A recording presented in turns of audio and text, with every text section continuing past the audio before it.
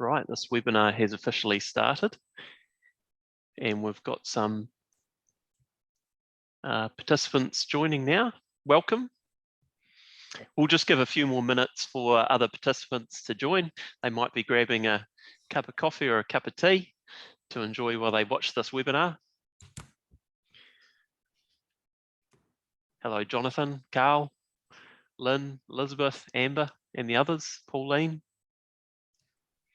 We're also videoing this webinar, so if you get called away to a burst hot water cylinder or an exposed electrical cable or something like that, you will be able to watch this later on during YouTube. Such is the job of being a property manager, those things that just pop out of nowhere. Hope everyone's having a good day. I'm in Hawke's Bay at the moment. It's a bit overcast with a few spots of rain. Looking out the window, you can see a few rabbits running around. Right, we'll just give it just another half minute for other attendees to come in. We just see a few popping through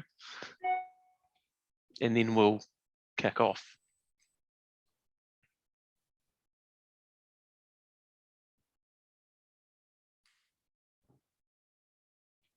Alrighty, so without further ado, we're going to kick things off.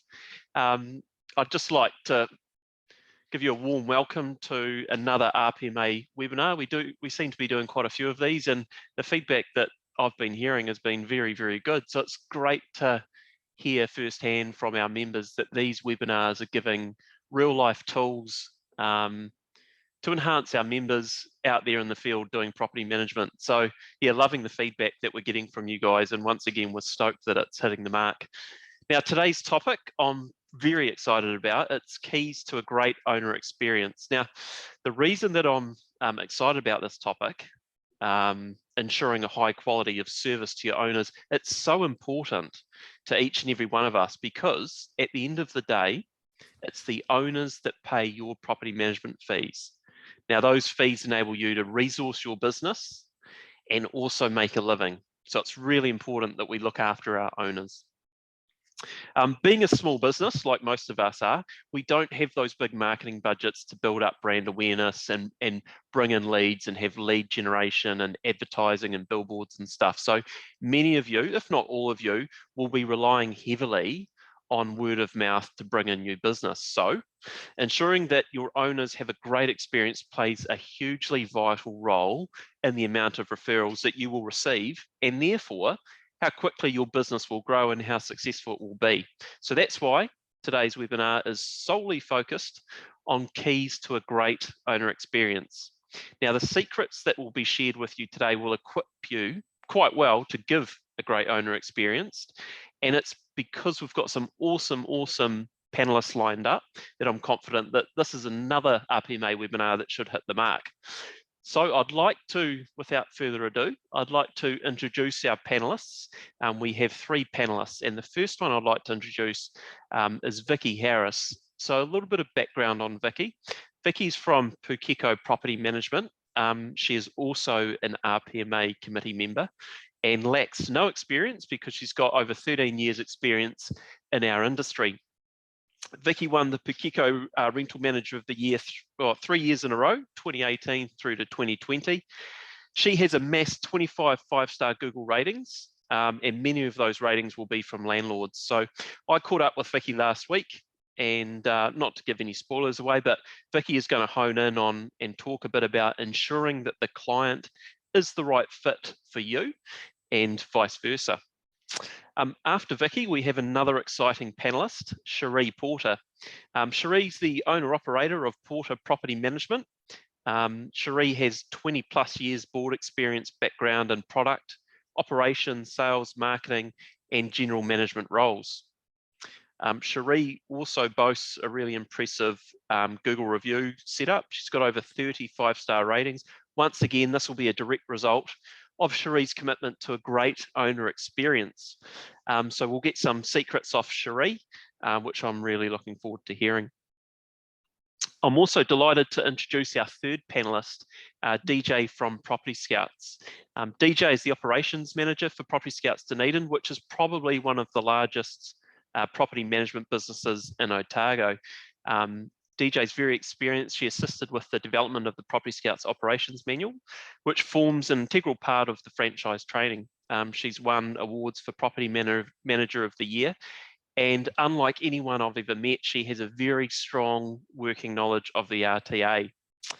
So with all your wisdom and experience, DJ, I can't wait to hear the secrets that you have to share with us today. So a little bit of housekeeping, guys, before I pass over to Vicky, our first panelist. If you come up with any questions or anything like that, just use the chat box, because we're going to do a Q&A at the end of the session. You don't need to hold on to your questions until the very end. You can put them to me throughout the talk, and I'll address those at the very end. We'll open it up to the panel to answer your burning questions. So without further ado, I would like to hand over now to Vicky. Vicky, the floor is yours.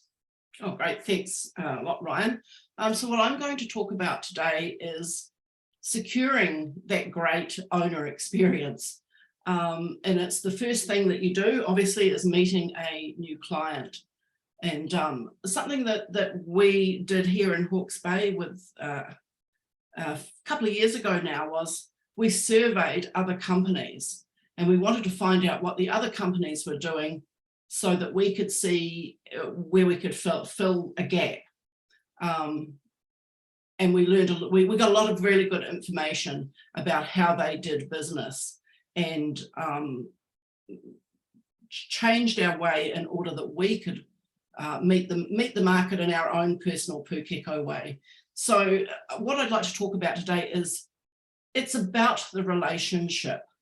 Obviously, I've been in the business for 13 years, and I still have some of my original clients from 12 and 13 years ago. And I believe if you set very, very clear boundaries and good ground rules at the start, that you will have a great experience and avoid being taken advantage of in the future. At my initial client interview, I typically expect to spend up to an hour talking and viewing the property and getting to know the homeowner. Often though, at the first phone contact, people will just ask, what's your rate? As in, that's all they want to know. These are the people I don't want to work with, because they're not after service, they just want the perceived cheapest. So I take the opportunity to ask them if they're just looking for the cheapest in town, or do they want an owner-operator who provides great service and will ensure their rental has the best quality tenants. That's usually my in to talk about the rental market. Get their email address so that I can send them a letter about my service and set them up for the face-to-face meeting. At this stage, I still haven't told them what I charge. So my first contact, apart from the quick phone call, is usually a fairly long email describing what I can offer them. I send a long summary about myself and how Pukeko Rental Managers operates, and this helps to answer a lot of their questions before I arrive for the face-to-face meeting, where then I expand upon each area. The letter that I send includes information about, obviously, the brand Pukeko, being a boutique property management company, and each franchisee here is capped at 100 properties. And that means that I only take on quality homes, which equals quality tenants. I typically have 95 to 100 homes on my books with 0 arrears, and I very seldom go to tenancy tribunal because we have an excellent tenant selection process. I always start with a fixed term tenancy and prefer long fixed term if possible. This gives more stability and control of the tenancy. I point out the legislation that requires the tenant to convert, or can require the tenant to convert to a periodic at the end of the fixed term tenancy, if that's what the tenant wants to do. I also point out that eviction is virtually impossible these days, apart from the owner wanting to renovate, move in or demolish the property, or the tenant falling into arrears, it's very hard to get a tenant out. So this reiterates the need for the right tenant selection. As part of that tenant selection process, I advertise on Trade Me and include a virtual walkthrough video because I don't do group viewings. The virtual tour is sufficient for applicants to decide to apply or not. Then once the application has come in, I take the top couple of applicants through for a personal viewing. This initial letter to the potential client also covers my general management process, such as we don't charge for inspections or have a bunch of add-ons every time that we do something. It covers details about the comprehensive written report of the house, room by room, plus photos of the property, including exterior of the house, all interiors, ceilings, walls, floors, inside the cupboards and drawers. This is a great peace of mind for owners to know such detail goes into creating a good start for the tenancy. I also encourage all the owners to have the property meth tested to set a baseline for the tenancy. And I found advertising that we meth test between tenancies is a great way to avoid getting those meth heads even applying. This letter also includes information about my arrears management and the fact I immediately follow up with a phone call if rent has been missed to circumvent problems, and it ensures that tenants understand not paying rent is not an option. It also educates tenants that if there is a problem, they need to communicate with me. I provide online access to the property file for the owner 24/7 through our management portal, so they can view or print inspection reports, statements, invoices, and check when the weekly rent payments have been received. I don't go into a lot of detail about maintenance in the initial letter, but I advise them they will be copied on work orders, and I would call them and discuss any urgent issues like a leaky hot water cylinder or insurance claims damage. This letter finally includes information about compliance and legislation, such as smoke detectors, the tenant's liability for careless damage, the requirement for owner's insurance excess to be included in the tenancy agreement, all the healthy home standards, and I provide links and outline each section and what is required, so they can start to get their head around making the house compliant. I do find pre-warning them about what is required to rent their property is a massive step forward in securing the management. And when I get to meet the owner, more time is available to build the relationship without having to go over these nuts and bolts of what I do. At the initial meeting, so I finally get to meet them, I usually spend 40 to 60 minutes at the interview, and I regard it like a job interview. I want to know as much about them as well. And I always make sure they understand that property management and maintenance, well, certainly maintenance will be required. I like to get a really good feeling for their level of care and how involved they want to be. As you know, some people want to have fingers in every pie and be involved in every, change of a washer. And I need to know where they are drawing the line, where they want to be involved.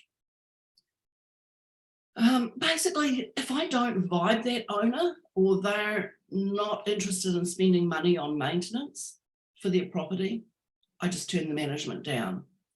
Over the years, that probably accounts for about 20% of the properties offered to me, 1 in 5.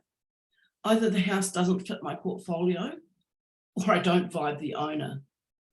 For instance, I don't take large houses divided into multiple flats. That just doesn't fit my portfolio. And being capped at 100 houses, if it was one house divided into 4, there's 4 managements added up. And that can often just set you up to fail. The other thing I do at that first meeting is I always have a list of comparatives for their property. So I keep a list of comparatives off Trade Me for the past 2 years, and I file them by suburb and number of bedrooms. And that enables me to show the owners, actually look at this, show the owners what their property should attain in rent. And it also, at the other end, makes annual rent reviews easy for me. So that's my upfront first meeting of the owner. And I hope that's been helpful for everyone. And I'm sure we can answer some questions at the end. Thank you very much, Vicky. I found that very insightful. It sounds to me like you put in a lot of effort at the very beginning. You're very, very comprehensive around education with your landlords. You're sort of laying the foundations at the very start, and you reap the rewards of the work that you put in at the very beginning throughout the term of the management. So, I found that very valuable. Couple more highlights for me were the virtual tour, Vicky. I love the fact that you're using virtual tours. It can save you a lot of time, and it can also save prospective tenants time, because they might find out that by viewing the virtual tour that the property isn't suitable for them. So we're not going to be doing viewings for, well, basically you're going to be doing in-person viewings for qualified people. That's exactly how I operate, Ryan. The other thing I really liked is the fact that you send out that letter at the very beginning, which is an educational piece. I really liked that it means that you can spend more time with your clients. The time at the interview is used in the best possible way, and it's time spent building the relationship, which is awesome. Totally about building the relationship. Yeah. It's a relationship business. Yep. And weeding out sort of owners or properties that you don't want to manage is also great, because you end up with a portfolio of high quality properties that suit your requirements. So thank you very much for that talk, Vicky. And without further ado, I would like to reintroduce Cherie Porter. Cherie, you've been put into the spotlight now, no pressure. And we look forward to your talks and your insights into keys to giving a great owner experience. So over to you. Thank you, Ryan.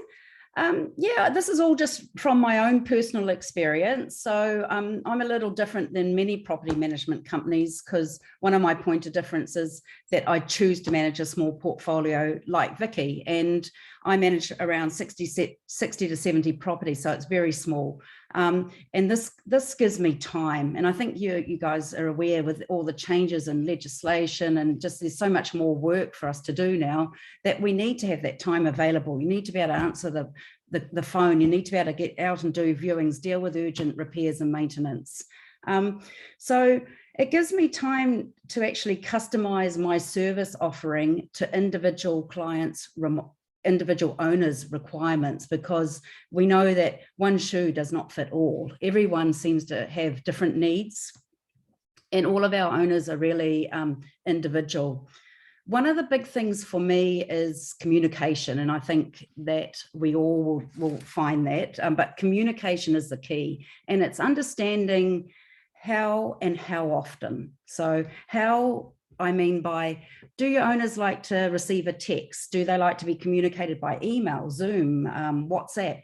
Everyone has a different way that they like to be communicated with, and it's important that we understand that. And we also, one thing Vicky touched on was also with having fingers in the pie. I think I wrote that down, fingers in the pie, because some owners want to know everything, and you need to reach out with them every time you do anything. And other owners just really leave it to us to get on with the business, and we don't need to communicate with them so often. So it's really important that we identify the how and how often. I'm not really into like giving gifts and wine and things like that. I just like to think that I do the basics right in a really timely manner, and I like to think that I exceed my owners' expectations by adding value. So I'm just going to talk a little bit now how I add value. And Ryan, if you've got that photo that I sent you, let's see how technology works. Okay, so I've got a background in interior design and home staging. So that's something that how I can add value to my owners. This property, hopefully everyone can see. I actually went into this property. It's a beautiful 1960s architecturally designed home, but obviously purple was very in vogue back then, because it had purple walls, purple carpet, purple everything. So like, it's not rocket science, but some people just don't have the vision and they just can't see that, you know, in this example, by painting that wall there in a charcoal color, that is going to have a wider appeal. The next one, thanks, Ryan. So same property, another room. So there was a room, yeah, I know it's hard to believe, but it had built-in purple furniture, purple carpet, there were even purple light shades. So just really telling them that A, to get rid of the purple, but B, that room was really not usable in that format. And so my recommendation was to remove all that built-in furniture, make it a more usable space, and we actually created that into a bedroom. So we were able to achieve another couple of $100 rent because we could make a bedroom and not as an office. So just really by making suggestions, refreshing, making it a little bit more contemporary, then it had a much wider, it was a much wider rental offering. Yeah, so it attracted more people. Next one. Okay, so this property, again, you know, I'm not telling it to suck eggs, but because it's pretty obvious it'd be pretty obvious to all of us. But this shows a before and after, and it's really just showing how to declutter, get rid of all the junk. You know, a lot of rooms have all people's collections and photos. We're all different, but it's really just making it, present it as how you would like to someone to come in and just nice, clean, uncluttered, get rid of the junk. Less is best. And this is when I talk to my owners about professional photography. A lot of people, like, we can take pretty good photos now on our iPhones and that, but really just to get a professional, doesn't cost a lot of money. We're talking, you know, $150 to $200, and you've got really good quality professional photos that you can put out to market. You see a lot of owners that advertise properties themselves, you know, their front shots like a bus stop or a toilet. You know, people just really need to think about how they present their property, because that's what the sort of tenant they're going to attract. Yeah, so that really wraps up I think that was much quicker than I anticipate. Normally I talk on and on, but yeah, just really doing the basics right, answering your phone, getting back to people. It's just really providing a quality service and exceeding your own expectations. That's me, Ryan. Thank you very, very much, Cherie. I loved that. Amazing what you could show us with the before and after photos. Those same properties look far more inviting with the after photos. I really like what you said about tailoring the communication to your owners, because it isn't one size fits all. Some people want to hear from you about every little thing, and I've got particular owners that if I rang them up about a broken incinerator, they'd be saying, why are you calling me? Just get it sorted. So everyone is different, and it's really awesome that you do run a small portfolio which lets you tailor the communication to your individual owners, and I'm sure they appreciate it as well. So thank you very much for that. You're welcome.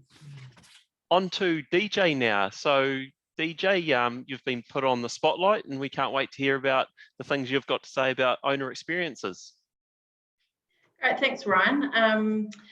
So I guess we're having a bit of a larger office. We do have quite a team-based approach when it comes to managing properties, and we do understand, as both Cherie and Vicky have alluded to, it's not a one-size-fits-all approach, but also those owners need to align with our values as well. So if maintenance isn't a kind of a priority, or it's just brush it aside, it should be your right kind of attitude, doesn't really fit. But at the same time, creating an experience for owners that want to, I guess, without being rude, but be better, and take some responsibility. But it's about being flexible. The communication is so important.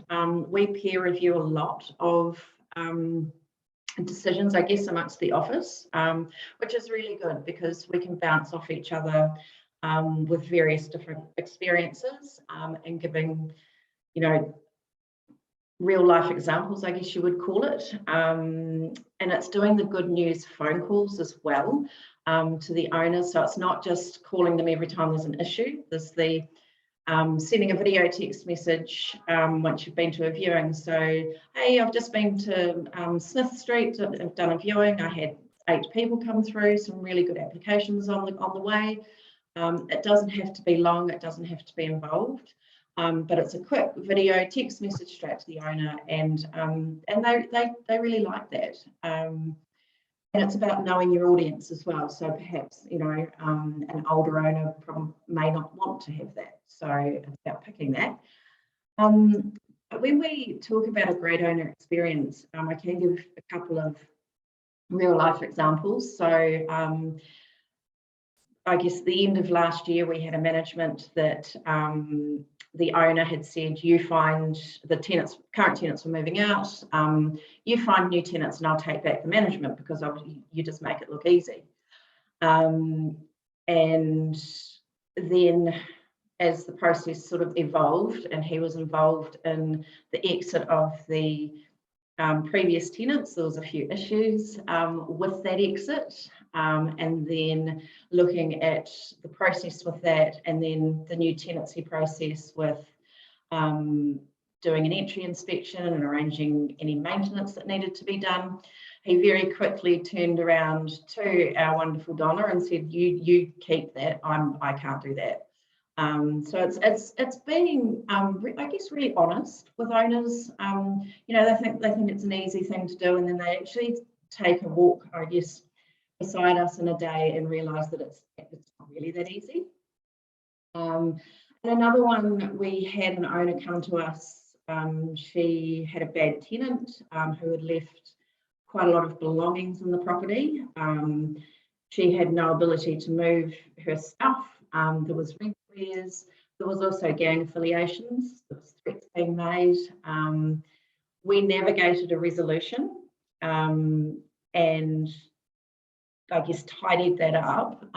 But the owner lacked the skill set to deal with those serious issues. She didn't know the law. That's something that I am quite firm on, is working within the bounds of the RTA. And she was dealing with the situation with her emotions rather than how I guess we would deal with it in a process-driven way. So it's very easy for owners, they have, if they just have the one property and they feel very attached to it, and then all of a sudden it goes wrong, now what do we do? So it's helping those types of owners become raving fans about the process. We know we've got challenges going on with legislation at the moment, but it's helping them embrace that. And another really, I think, key thing for us is we have a number of tenants who we create a good relationship with. They then become landlords themselves and bring the property to us because they trust us with our processes. They can see what we do day to day as tenants. So why not give us their property? So it's really nice when that happens. And it's really neat to see that progression for people to then become investors, and we can help with that process. So yeah, it's all about raving fans. Thank you very much, DJ. We appreciate your input there and some amazing suggestions. I love the idea of a video update to your landlords. Quite often landlords want a lot of updates when their property is sitting vacant because it exposes them a little bit financially. So if you can give them a video update, it's amazing. What do you usually say on that video update, and how long is it? Oh, it's really quite short. Like, it can be 30 seconds. Like, hey, Yeah, hi Ryan. Just done a viewing at your property at Smith Street. We had 4 groups come through. 3 of them were looking really good and really positive. They had great feedback about the property. Really excited to get their applications and move forward with the process. Oh, that's wicked. And what did the clients reply? Do they quite often say, hey, thank you so much for that? Yeah, they love it. Oh, And just neat. it's short, sharp, and they're not faffing about with emails, and we're not, yeah, we get the tone across, you know. And I guess it's a challenging industry, but when you're getting excited about that sort of stuff, they kind of come along for the ride, which is fun. Brilliant. Well, thanks, DJ. Everyone, that is the end of hearing from our 3 panelists. I thought they all brought up, it was a really good cross-section because we've got some smaller boutique operators there like Cherie and Vicky, and then DJ at the other end of the spectrum being in a larger office. So we heard lots of different things. If I just inject maybe one of my own things that I know has worked well for me, I put communication at the centre of, and I think Cherie mentioned this as well, at the centre of giving owners a great experience. My father, who's a bit of a guru at property management and who I learnt from, he used to say to me, Ryan, if you lose a management, 90% of the time, the reason that you've lost that management would have been due to communication. And I happen to think that he was right. So I would always put communication at the centre of everything I do. The other thing is, you know, just even in the smallest examples of good communication. So if I said to an owner, hey, I'm going to get back to you by 5 o'clock today with an answer to your query or the update about how we're going at renting Smith Street. If my day goes haywire and awry and I know that I'm not going to deliver on that promise, I won't just leave it and get back to that landlord the next day. I'll flick that owner a quick text or a quick email and say, hey, Bob, I know I said I'd get back to you by 5 o'clock today. Some things have popped up. I'm going to get back to you by 11 a.m. tomorrow. And I just think not only does that take the pressure off you, but it won't leave Bob sitting there waiting going, what is Ryan up to? He said he'd get back to me. So that's a little example there of what I think good communication is all about. So once again, to the Brains Trust, the 3 panelists, thank you very, very much. Now we're going to get the members involved, the people who are watching this webinar today. And I'd just like to see anyone out there, please put your questions in. I do have a couple here. So as I put these existing questions to the panelists, feel free to throw in some more questions. So the very first question that we've got here, and if whoever wants to have a go at answering it, just go for it. Question, if an owner isn't happy about something, what advice do you have about effective ways to turn that owner around back to having a great owner experience? So panelists, if you'd like to have a crack at that, just unmute yourselves and let the members know your answer on that situation. I'll have a go at it first, Ryan. First thing I do is if the owner is local, is have a face-to-face meeting with them. I think it's important if there is a problem that you deal with it as quickly as possible. And having a face-to-face meeting, it's part of the relationship again, which is what I spoke about in my talk. I think it's really important that you go and see them. If they're out of town, but in the same country, then I would, well, actually, if they're out of town anywhere, I would do a Zoom meeting with them. Again, I think it's really important because you can get a lot of information from seeing someone. So a face-to-face meeting, the best way you can. Wonderful. Thank you very much for that. Cherie, I just saw that you unmuted yourself. Did you want to add to that? No, pretty much. I suppose I'm just sort of following up what you said, Ryan. And for me, I like to think that I deal with issues before they become problems, and that we should be aware if we've got an owner that's not happy. So again, it leads back to communication, you know, like no surprises, don't procrastinate. You know, we often just put things too hard aside, but we've just got to deal with it. Don't take things personally. and also keep real detailed notes, records, photos, you know, just always cover your butt, really. And at the end of the day, we've got to realize that, you know, some people will never be happy. You know, there's just people out there that will never be happy. And I think for our own peace of mind and sanity, we just need to know when to let them go. And, you know, I have sacked owners, and, you know, if they're not prepared to keep their home, I think, compliant, or that, you know, you just know, and you just let them go, because then you'll get another property that will come along and it will be compliant, and you'll have a lovely owner to deal with. You don't need to deal with people that you wouldn't have a coffee with. Thank you very much. I might just add to that. You mentioned, Cherie, owners that are unhappy. Just in my personal experience, my advice to the members would be to trust your instincts. And what I mean by that is, if your gut is telling you that an owner is unhappy, but they haven't explicitly expressed that to you, they haven't given you a call or an email, but you've got this feeling they're unhappy, my advice is, don't do what I used to do and just go, oh, I don't trust my gut. You know, they haven't told me they're unhappy. Trust your gut, pick up the phone, call that owner and just go, hey, I'm just checking in. How's everything going? Have we dropped the ball anywhere? Are we performing to your expectations? It just lets you take that head on. And if you don't, and your gut was right, you might lose that owner. And if the owner's happy, you're going to hear about it. If they're unhappy, you're going to hear about it as well, but you get the opportunity to fix it. So just my little addition to that. Another question we have from the members, this one's from Amber. How do you update owners on interest if they are viewing the property online, especially in a slow market? Panelists, over to you. DJ, you've unmuted, so I'm handing over to you.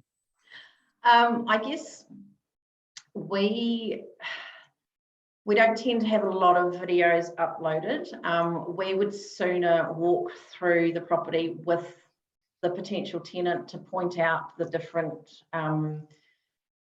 I guess, pros and cons of the property, so that we know that they're aware of, you know, maybe there's quirks of the property, and then asking for feedback that way.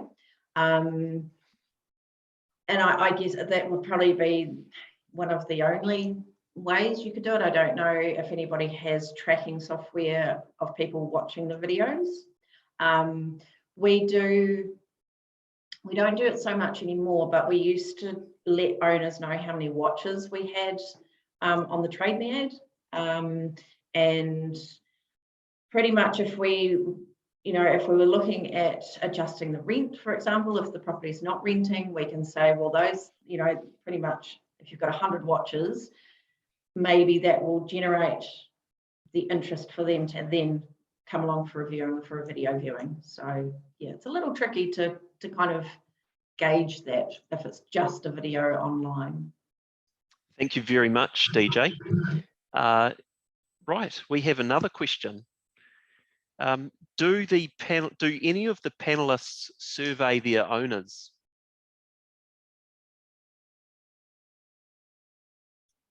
I'll take that one, because yes, we do survey our owners. We also survey our tenants at Pukeko Rental Managers, and they score us on a number of questions, and that feeds into our annual award program. So yes, we do like to survey people. Great way to circumvent problems as well, if we survey them and know up front if they're having issues that they haven't told us about. So it lets you unearth problems that you may not have already been aware of and address them, Vicky. Yes, and it also tells us that we're doing a good job, because yeah, most of the replies are to the positive. Fantastic. The ones that reply in a positive way, do you perchance ask them then for a Google review to dovetail off their positive review? Yes, I do, Ryan. Oh, good on you. Yeah, I think Google reviews are really important to small businesses. You might have remember me saying at the very beginning of this talk that a lot of us don't have big budgets for marketing and advertising and brand awareness and things like that. So we do have to tap into those free tools that can give us good street credibility and help us gain traction with getting new clients through other means. So yeah, Google reviews is one of those. I'm just checking what other questions we've got. We have another question. Who would you initiate a conversation where you're terminating management of a property due to it not working out with the owner?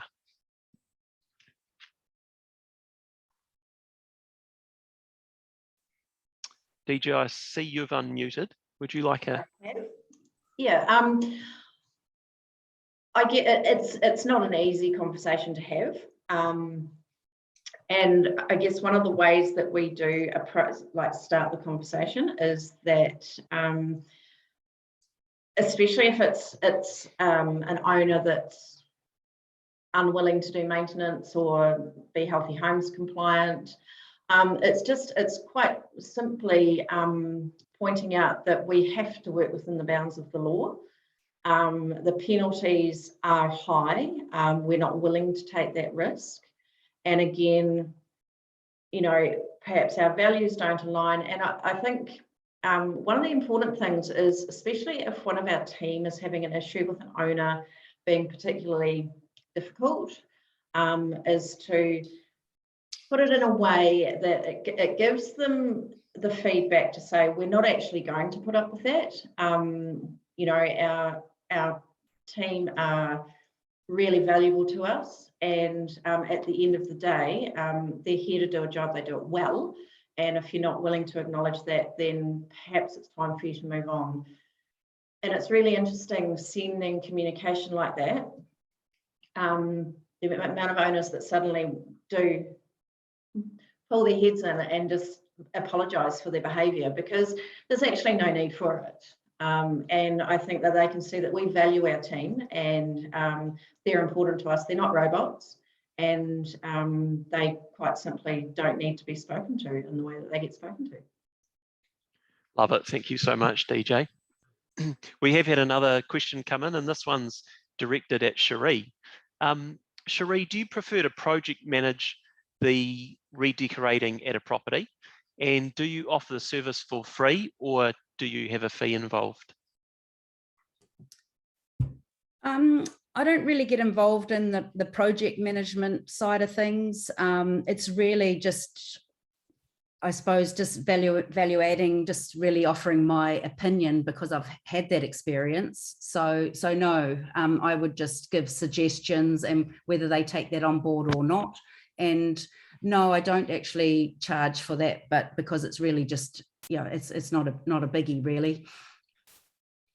Thanks very much for that answer.